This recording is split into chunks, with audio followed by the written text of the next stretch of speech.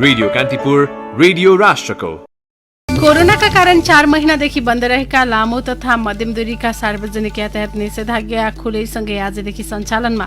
पहिलो दिन यात्रुको चहल पहल देखिएन। महामारी फैलने जोखिम कायमै रहेकाले स्वास्थ्य मापदण्डबारे सबै पक्ष चनाखो हुनुपर्ने विज्ञको सुझाव। आगामी मंगलबार हुने भनिएको नेपाली कंग्रेसको वडा तहको अधिवेशन स्थगित। सदस्यता छानबिन समितिले प्रतिवेदन बुझाउन अझै केही दिन लाग्ने। मन्त्री बन्ने आकांक्षी सांसदको संख्या धेरै भएपछि मन्त्रीमण्डल विस्तारमा समस्या भएको सत्तारूढ माओवादी केन्द्रका अध्यक्ष दाहालको भनाई। सत्तारूढ गठबन्धन भत्काउने प्रयास भइरहेको आरोप। भारतमा 3 वर्षको अवधिमा बेरोजगार दर घटेको तथ्याङ्क सहितको सर्वेक्षण प्रतिवेदन सार्वजनिक। 4.8% कायम। र टोकियो ओलम्पिकको पदक तालिकामा चीन अगाडि। आज एकै दिन आयोजक जापान सहित 9 देशलाई स्वर्ण पदक। नमस्कार, कान्तिपुर डायरीका साथमा सन्तोष र इन्द्रलक्ष्मी। समाचार अब विस्तारमा। सुरुमा कान्तिपुर सविस्तार। कान्तिपुर सविस्तार। कोरोना भाइरसको महामारीका कारण बन्द रहेको लामो तथा मध्यम दूरीका सार्वजनिक यातायात निषेधाज्ञा खोलीसँगै सञ्चालनमा आएका छन्। तोकिएको जनस्वास्थ्य मापदण्ड पूर्ण रूपमा पालना गरेर सञ्चालन गर्ने शर्तमा सरकारले लामो तथा मध्यम दूरीका यातायात चलाउन अनुमति दिएको हो। निषेधाज्ञा खुलेर जनजीवन सामान्य भए पनि आवागमनलाई सहज बनाउन यातायात सञ्चालन गर्ने नीति सरकारले लिए पनि शनिबार पहिलो दिन भने खासै चलपल देखिएन। कोरोना भाइरस संक्रमणको जोखिम बढ्दै गएपछि सरकारले गत वर्षको चैत 9 गतेबाट लामो दूरीका सार्वजनिक यातायात सञ्चालनमा रोक लगाएको थियो। कोरोना महामारीका कारण बन्द रहेको लामो तथा मध्यम दूरीका सार्वजनिक यातायात सञ्चालन भए पनि यात्रुहरूको चहल पहल उत्साहजनक छैन। काठमाडौँको गंगबो स्थित नयाँ बस पार्कबाट बस विभिन्न गन्तव्यमा छुट्नका लागि तयार भए पनि यात्रुको चहल पहल भने निकै न्यून देखिन्थ्यो। टिकट काउन्टरहरू पनि खाली देखिन्थे। उदयपुरको गाईघाट जान यात्रु कुरिरहेका सवारी चालक रवि राउतले तपाईको अहिले मान्छे छैनन्, अब आयो सन्टिराम पठायो, उताबाट मान्छे प्याक गरेर आएको हुन्छ, खर्च उठाएर आएको छ, यही भनेर मात्रै सोच गरेर पठाइने हो गाडी। तपाईको त्यसै पनि गाडीवालालाई त्यसै पीडा छ। मान्छे भयो धेरै हुँदैनन् 10-12 जना, अब मान्छे हुँदै भएन छैनन्, जिरोमा छ, अब त्यतिकै नै पठाउनु पर्यो। एकातिर निषेधाज्ञाका कारण लामो समयदेखि यातायात सञ्चालन ठप्प हुँदा यो व्यवसायमा आश्रित लाखौं कामदारको रोजगारी र व्यवसायको आमदानी प्रभावित छ भने अर्कोतिर कोरोना संक्रमण अझै नघटेका कारण लामो दूरीका सवारी साधन सञ्चालन हुँदा महामारी फैलने जोखिम उत्तिकै छ। सार्वजनिक यातायात सञ्चालनमा आएपछि कोरोनाको संक्रमण झन बढ्ने विज्ञहरूले चिन्ता व्यक्त गरेका छन्। महामारी फैलिने जोखिमसँगै कोरोनाको नयाँ भेरिएन्ट देखिए विनाशकारी हुन सक्ने भएकाले सबै पक्ष चनाखो हुनुपर्ने बताउँछन्। टेकु स्थित शुक्रराज ट्रपिकल तथा सर्वरोग अस्पतालका क्लिनिकल रिसर्च युनिटका संयोजक डाक्टर शेरबहादुर पुन। घट्दै बढेको पनि देखेको छैन। हाम्रो लागि त्यति खुसी हुनु नपरेको अर्को तथ्याङ्क भनेको ओराल लाग्नुपर्ने, त्यो हाम्रो अनुमान विपरीत ओराल लागेको छैन, त्यस्तो रहेको देखिन्छ। यो बीचमा यदि केही गरी कुनै नयाँ भेरिएन्ट अघिल्लो भेरिएन्ट भन्दा कडा र तीव्र गतिमा फैलिने खालको यही बीचमा यदि देखियो भने त्यो हाम्रो लागि चाहिँ डिभास्टेटिङ हो। किन त्यो भने भन्दाखेरि हामीले खासै भौतिक रूपमा थप तयारीहरू चाहिने हो, अझ गर्न सकिया छैन जस्तो मलाई लाग्छ। नेपाल पनि अब चनाखो हुनुपर्छ, किन भन्दा त्यही भेरिएन्टमा हाम्रोमा सक्यो, अब हाम्रो केही हुँदैन भन्ने अवस्था छैन। सार्वजनिक यातायातमा यात्रा गर्दा भीड़भाड़ हुने भएका कारण कोरोनाको संक्रमण फैलिने जोखिम उच्च हुने विगतको अनुभवले पनि देखाएको छ। तर यातायात व्यवसायी भने यो मान्न तयार छैनन्। कोरोनाको संक्रमण फैलिन नदिन सबै यातायात व्यवसायीलाई जनस्वास्थ्यका मापदण्ड अनिवार्य पालना गर्न निर्देशन दिएको बताउँछन् नेपाल राष्ट्रिय यातायात व्यवसायी महासंघका महासचिव सरोज सिटौला। मध्यम त लामो दूरीको सवारी साधनमा जे सिटको संख्या छ, जो नेपाल सरकारले निर्धारण गरिएको सिट संख्याको आधारमा यात्रु बोक्ने, यात्रुले अनिवार्य रूपले मास्क लगाउने, सवारी चालक सहचालक उहाँहरूले पनि स्वास्थ्यका सामग्रीहरू मास्क आदि इत्यादि सेनिटाइजर राख्ने सवारीमा गाडीलाई सरसफाई गर्ने यो नियमित प्रक्रिया पनि हो र यो गर्नु पनि पर्छ। हाम्रो आफ्नो पनि दायित्व छ, व्यवसायको मात्रै आम नेपाली नागरिकको दायित्व भएको हुनाले सबैले यसलाई स्वास्थ्य प्रोटोकललाई अति आफ्नो जीवनको लागि नै हो भनेर सतर्कता अपनाएर सबै संयमित र अनुशासित ढङ्गबाट लाग्न पनि म अनुरोध गर्न चाहन्छु। साँच्चीकै सार्वजनिक सवारी साधनमा चाहिँ कोभिडको चाहिँ कमै हुने रहेछ भन्ने प्रत्याभूति बनाउन अनुरोध गर्न चाहन्छु। निषेधाज्ञा खुकुलो भएसँगै जनस्वास्थ्यका मापदण्ड लागू गर्न, भीड़भाड़ नगर्न र सामाजिक दूरी कायम गर्न पटक पटक आग्रह गरे पनि सर्वसाधारणले लत्याएका कारण संक्रमण दर क्रमशः बढ्दै गएको पाइएको छ। अहिलेको अवस्थामा सार्वजनिक यातायातमा यात्रा गर्दा यात्रु स्वयं पनि सचेत हुनुपर्ने धारणा राख्छन् महासंघका महासचिव सिटौला। सार्वजनिक सवारी साधन चल्ने बित्तिकै जनता पनि वात्तै निक्लेको हुन्छ। म सार्वजनिक सवारी साधन खुलिसकेपछि अब कोभिडको चाहिँ खासै समस्या छैन भन्ने कुराहरू मान्नुहुन्छ यात्रु महानुभावहरू। म नेपाली विषय राष्ट्रिय महासङ्घको महासचिवको तर्फबाट विशेष के आग्रह गर्न चाहन्छु भने तपाईँहरू सामाजिक दूरी आफू तपाईँहरूले पनि कायम राखिदिनुहोस् कि तपाईँहरू सवारी चढ्दाखेरि कोचिएर सवारी साधन जबरजस्ती चढ्ने प्रयास नगरिदिनुहोस्। तपाईँहरू एकछिन रोकिनु भयो भने अर्को गाडी फेरि आइहाल्छ। मैले लामो तथा छोटो दूरीको पनि कुरा मैले त्यहाँ मिसाइदिएँ। त्यसकारणले यात्रुले अनिवार्य रूपबाट मास्क लगाएर मात्रै सवारीमा चढिदिनु होला र चालक सञ्चालकले मास्क नलागेका चाहिँ यात्रुहरूलाई सवार नगराउनुहोस्। त्रिभुवन विश्वविद्यालय लोकसेवा आयोग लगायत परीक्षाको तालिका सार्वजनिक भएसँगै देशका विभिन्न भागबाट परीक्षार्थीको आवागमन सहज बनाउन लामो र मध्यम दूरीका यातायात सञ्चालनमा सरकारले अनुमति दिएको हो। तर निषेधाज्ञा खुलेसँगै भीड़भाड़ तथा जनस्वास्थ्यका मापदण्ड उल्लंघन गर्ने जस्ता कारण पछिल्लो समय संक्रमणको दर बढेको सरकारी तथ्याङ्कले देखाएको छ। त्यसैले सार्वजनिक सवारी साधनमा यात्रा गर्ने जो कोही यात्रुको सुरक्षाको व्यवस्था मिलाउनु यातायात व्यवसायको दायित्व हो भने यात्रु स्वयं पनि सचेत हुन जरुरी छ। रेडियो कान्तिपुरका लागि सूरज राजथला। कान्तिपुर सविस्तार।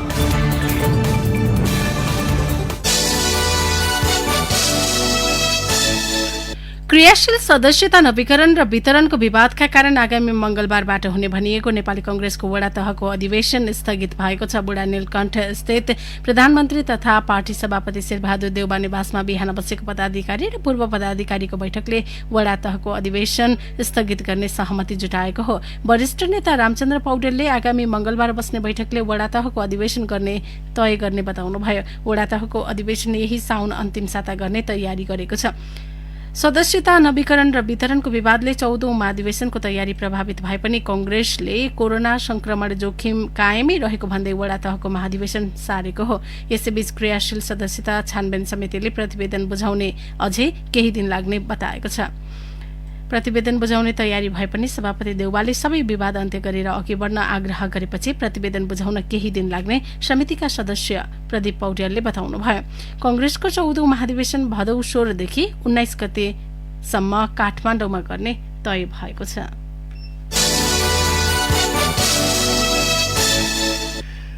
प्रधानमन्त्री शेरबहादुर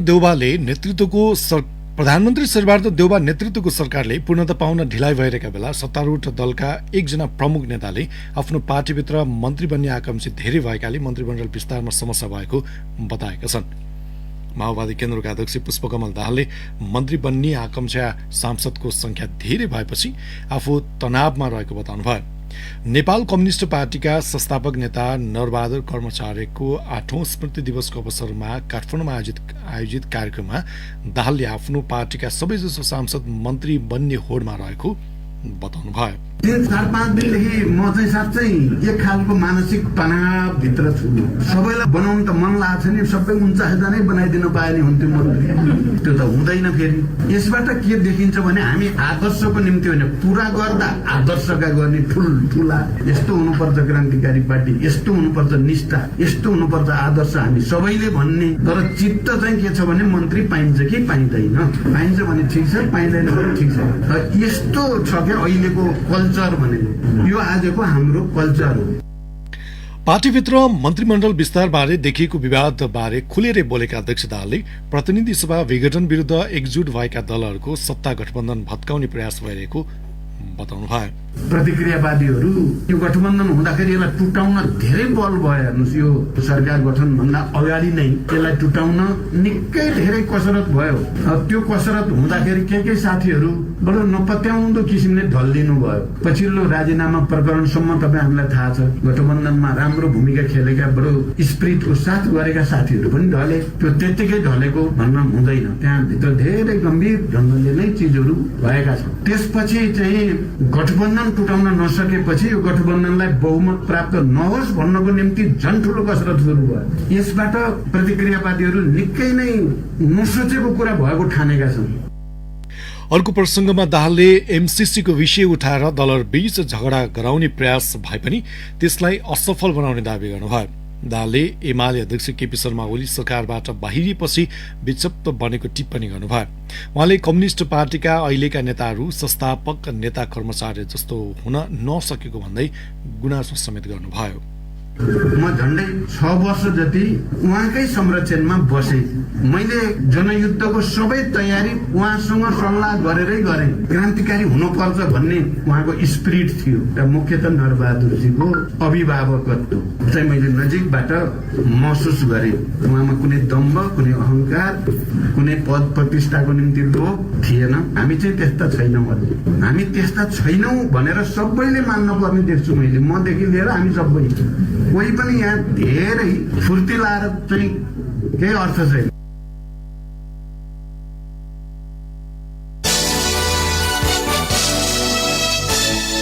नेकपा एमाले हालै भ्युत्याएको युवा दस्ता युथ फोर्सको 1101 सदस्यीय उपत्यका कमान्ड फोर्स गठन भएको छ। काठमाडौँको एक पार्टी प्यालेसमा आयोजित कार्यक्रमका बीच युथ फोर्सकै उपप्रमुख पुष्पराज श्रेष्ठको संयोजकत्वमा उपत्यका कमान्ड फोर्स गठन गरिएको हो। कार्यक्रमलाई सम्बोधन गर्दै पार्टीका महासचिव ईश्वर पोखरेलले संविधानको सर्वोच्चता, कानूनी शासन र हिजो एमाले गरेका राम्रा कामलाई खत्म गर्न खोजिए युथ फोर्सले जवाफ दिने बताउनुभयो। राजनीतिको ब्यानर उठाएर हत्या, हिंसा र अपराध गर्नेहरू खुलेआम हिँड्न थालेको भन्दै जनता, युवा र नेताको सुरक्षाका लागि युथ फोर्सको जन्म भएको पोखरेलको भनाइ थियो। राष्ट्रिय युवा संघका इन्चार्ज महेश बस्नेतले युथ फोर्स भ्युत्याउने निर्णयलाई लिएर धेरै आशंका नपाल्न आग्रह गर्नुभएको छ।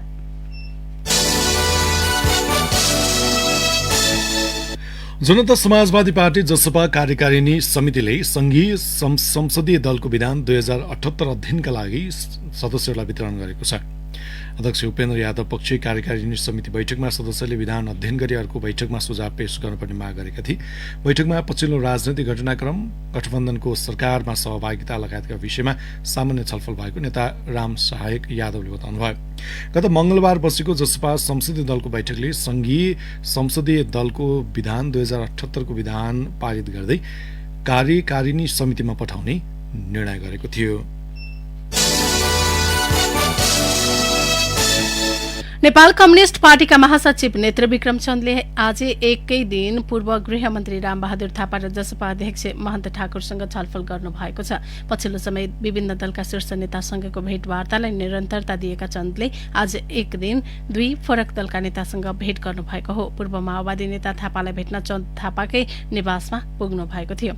थापा र चन्द विगतमा सँगै सशस्त्र युद्धमा सहभागी भएका थिए। तत्कालीन माओवादीबाट मोहन वैद्य समूह अलग हुँदा थापा र चन्द दुवैले वैद्यलाई साथ दिनु भएको थियो। अहिले चन्द मूलधारको राजनीतिमा आउँदा थापा एमालेबाट राजनीति गर्दै हुनुहुन्छ। चन्दले आजै जनता समाजवादी पार्टीका अध्यक्ष महन्त ठाकुरसँग पनि उहाँकै निवासमा पुगेर छलफल गर्नु भएको छ। चन्दले यसअघि प्रधानमन्त्री शेरबहादुर देउवा सहित प्रमुख दलका नेतासँग भेट गरिसक्नु भएको छ। कान्तिपुर डायरीमा अब ब्रेकपाल। अब बाँकी प्रसङ्ग। पछिल्लो 24 घण्टामा नेपालमा 3114 जनामा कोरोना भाइरस संक्रमण पुष्टि भएको छ। स्वास्थ्य तथा जनसङ्ख्या मन्त्रालयका अनुसार 10,625 पीसीआर परीक्षणमा 2,309 जनामा र एन्टिजेन वृद्धिबाट गरेको 4,285 परीक्षणमा 805 जनामा संक्रमण पुष्टि भएको हो। पछिल्लो 24 घण्टामा थप 2,197 जना संक्रमण मुक्त भएका छन्। हालसम्म संक्रमण मुक्त हुनेको संख्या 6,41,565 पुगेको छ। पछिल्लो 24 घण्टामा कोरोना संक्रमणबाट मृत्यु हुनु भएका 16 पछिल्लो समय 24 घण्टामा कोरोना संक्रमणबाट मृत्यु हुनेको संख्या 16 थपिएको छ। हालसम्म कोरोनाबाट मृत्यु हुनेको संख्या 9,695 पुगेको छ। संस्थागत आइसोलेसनमा 2,671 र होम आइसोलेसनमा 2,586 जना रहेको मन्त्रालयले जनाएको छ। त्यस्तै मुलुकभरका विभिन्न अस्पतालमा 165 जनाको भेन्टिलेटरमा उपचार भइरहेको छ। हालसम्म नेपालमा 33,77,228 जनाले कोभिड-19 विरुद्धको खोपको पहिलो मात्रा लगाएका छन् भने खोपको दुवै मात्रा लगाउनेको संख्या 13,66,046 रहेको मन्त्रालयले जनाएको छ। हाल सरकारले चीनको सिनोफार्म कम्पनीको भेरिसेल र अमेरिकाको जोन्सन एन्ड जोन्सन कम्पनीको खोप प्राथमिकताका आधारमा उमेर समूह अनुसार वितरण गरिरहेको छ। यसैबीच स्वास्थ्य कार्यालय काठमाडौँले कोभिड विरुद्धको खोप लगाउन अब अनलाइन फारम भर्नुपर्ने बताएको छ। स्वास्थ्य कार्यालय काठमाडौँका प्रमुख बद्री बहादुर खड्काले स्वास्थ्य तथा जनसङ्ख्या मन्त्रालयको साउन 1 गतेको पत्र अनुसार आफूहरूले यस्तो निर्णय गरेको बताउनुभयो। अब 50 वर्ष वा सोभन्दा मुनि र 18 वर्ष माथिका नागरिकले कोभिड विरुद्धको खोप लगाउन अनलाइन दर्ता नम्बर बुझाउनु पर्नेछ। सोभन्दा माथि उमेरका व्यक्तिलाई पनि फारम अनिवार्य गरिएको छ। स्वास्थ्य कार्यालय काठमाडौँले आगामी मंगलबार बुधबारबाट पुनः भेरोसेल खोप लगाउने तयारी गरेको छ। विभिन्न प्राथमिकता निर्धारण गरी काठमाडौँमा यसअघि कोभिसिल्ड, भेरोसेल, जोन्सन एन्ड जोन्सनको खोप दिइसकिएको छ।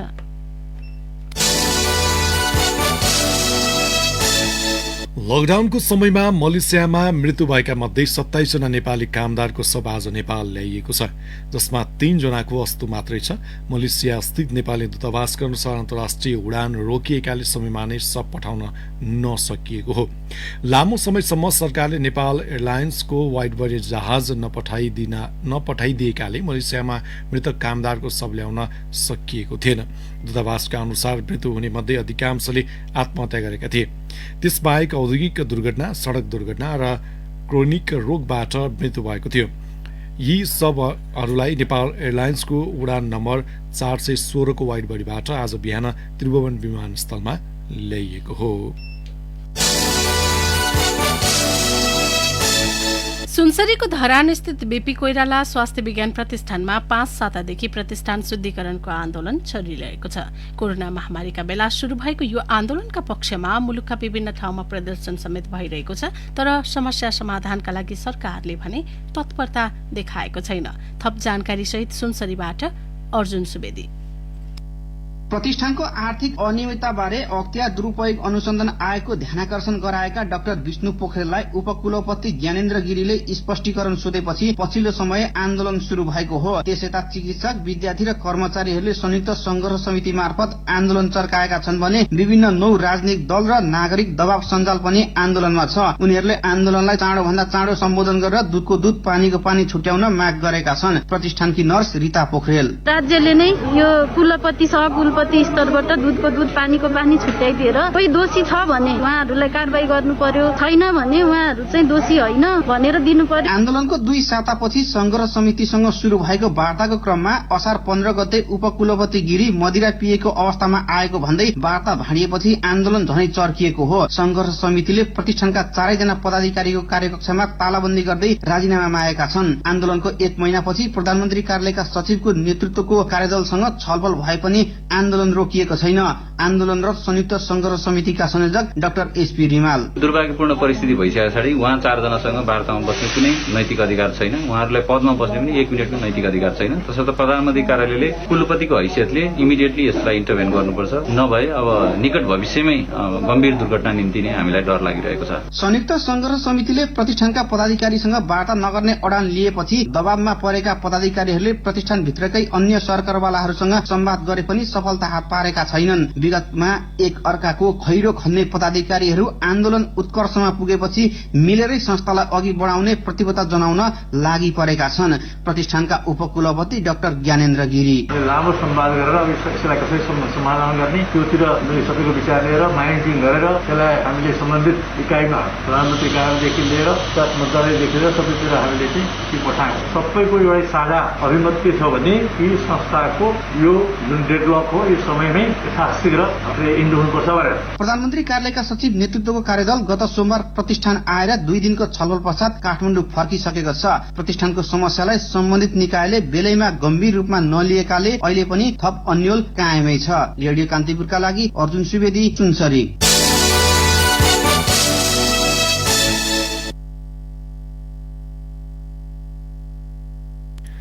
अब केही समाचार संक्षेपमा। बर्दिया स्थित कर्णाली नदीको सैजना घाट र राजापुर 5 स्थित बुढी खोलामा नुहाउने क्रममा बेपत्ता भएका 3 जनाको अवस्था अझै अज्ञात छ। गुरु पूर्णिमा गायत्री दीक्षा वेद मन्त्र सुनाउने र शिक्षा दिने गुरुजनप्रति सम्मान भाव प्रकट गरी मनाइएको छ। अषाढ शुक्ल पूर्णिमाका दिन मनाइने यो पर्व अन्धकारको नाश गरी जीवनमा उज्यालो फैलाउने व्यक्तित्वको सम्झनामा मनाउने गरिन्छ। जिल्ला अस्पताल सङ्खुवा सभाले 2 शय्याको भेन्टिलेटर सहित 5 बेडको आइसियु सेवा सञ्चालन गर्ने भएको छ। आइसियु सञ्चालनका लागि अस्पतालले 21 प्रकारका सामग्री खरिद प्रक्रिया अघि बढाइसकेको अस्पताल प्रशासनले जनाएको छ।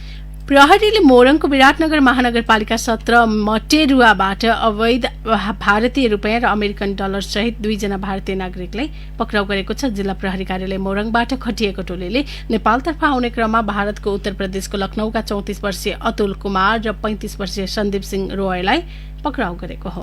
कान्तिपुर डायरीमा अब इलाम डायरीको पालो। इलाम डायरीमा विप्लव भट्टराईको नमस्कार। चियाको राजधानी मानिने इलाममा कफी खेतीतर्फ पनि किसान आकर्षित हुँदै गएका छन्। एक पटक रोपेपछि वर्षौंसम्म आमदानी दिने कफी खेतीको विस्तारमा इलामका किसान आकर्षित भएका हुन्। आफ्नै प्रयासमा इलामका किसान समूहगत र व्यक्तिगत रूपमा कफी खेतीतर्फ लागेका छन्।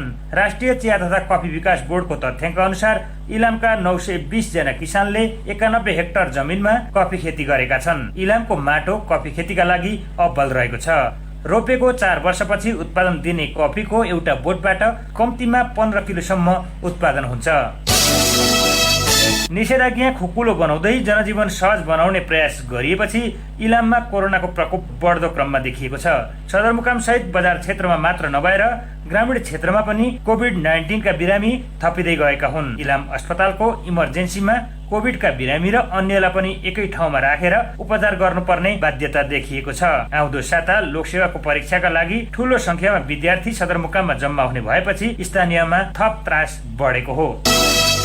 वर्षौंदेखि निर्माण थालिएको झापाको दमकदेखि इलाम पाँचथर सीमावर्ती चिसोपानी पञ्चमीसम्मको सडक निर्माण पूरा नहुँदा स्थानीयले शास्ति खेप्नु परेको छ। एउटै खोला 65 ठाउँमा तर्दै यात्रा गर्नुपर्ने अवस्था अझै हटेको छैन। दमक माथिको रतुवा खोलाको किनारबाट यात्रा गर्नुपर्ने बाध्यता बोकेका स्थानीयले चाँडो सडक निर्माण कार्य पूरा गर्न माग गर्दै आएका छन्। चुरेको कठिन भूगोल, खोला र जंगल बीच खोलिएको यो सडक निर्माण पूरा हुँदा इलामको पश्चिमी क्षेत्र सहित पाँचथर, ताप्लेजुङ र तेह्रथुमका बासिन्दालाई समेत तराई झर्न सहज हुनेछ। इलामको महेन्द्र रत्न बहुमुखी क्याम्पसमा सञ्चालित पीएचसी इन हर्टिकल्चर उत्तीर्ण विद्यार्थीले रोजगार नपाउँदा समस्या झेल्नु परेको गुनासो गरेका छन्। लाखौं खर्चेर वर्षौंको मेहनतपछि पनि रोजगार नपाएको उनीहरूको दुखेस छ। अहिलेसम्म 120 जना विद्यार्थीले यो कोर्स पूरा गरिसकेका छन् भने 108 जना अध्ययनरत छन्। हवस् त, इलाम डायरी आजलाई यति नै। विप्लव भट्टराई बिदा हुन्छु, नमस्कार। कान्तिपुर डायरीमा पुनः ब्रेकको पालो। ब्रेकपछि अब आर्थिक प्रसंग। निजी क्षेत्रको वायु सेवा कम्पनी बुद्ध एयरले आगामी 17 गतेदेखि पोखरा नेपालगञ्ज सिधा उडान गर्ने भएको छ। सुरुवातमा सातामा 3 दिन आइतबार, बुधबार र शुक्रबार उडान गर्ने र पछि नियमित उडान गर्ने योजना बनाएको कम्पनीले जनाएको छ।